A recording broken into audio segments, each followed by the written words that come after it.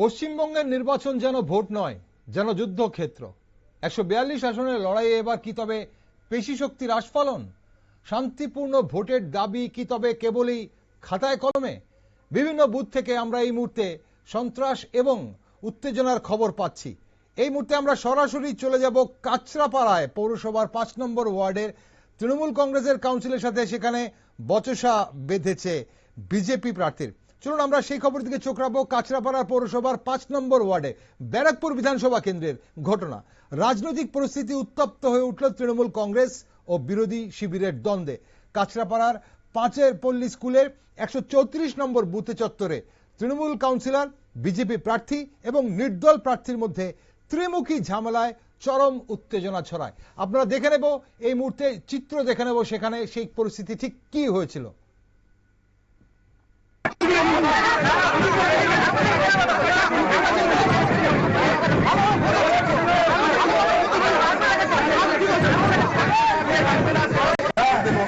আমাকে ইনি আটকালে ছিল নাকি ভোটে করছিল এই দাদা ভোটার দাদা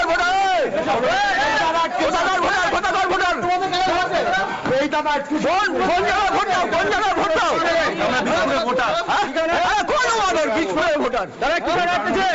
এটা কি বলবে? ভোট দেওয়া করাবো, জমি ভোটার এই ছাপ্পা ভোট দিতে এসছে। হ্যাঁ, ভোটার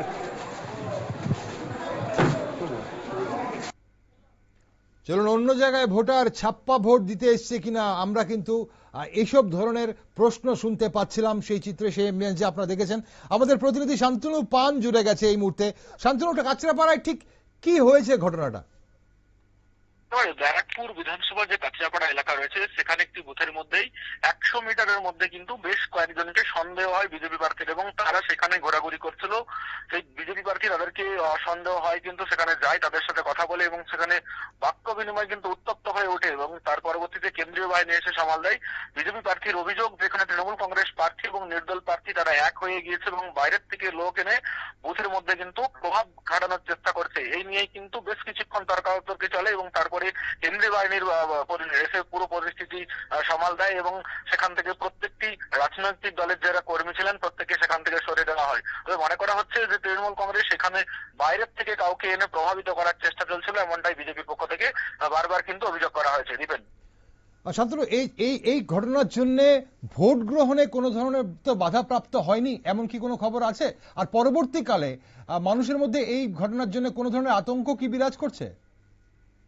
একেবারে না, তার কারণ ভোটে এই ধরনের ঘটনা বিগত দিনে প্রায় দেখা গিয়েছে। যদিও এইবারের ভোটে প্রাথমিক যে পর্ব অর্থাৎ প্রথম পর্বের ভোটে কিন্তু এই ধরনের ঘটনা না থাকলেও দ্বিতীয় পর্বের সকাল থেকেই বেশ কয়েকটি জায়গায় এই ধরনের ঘটনা ঘটে এবং সেখানে বেশ কয়েকটি অভিযোগ আছে।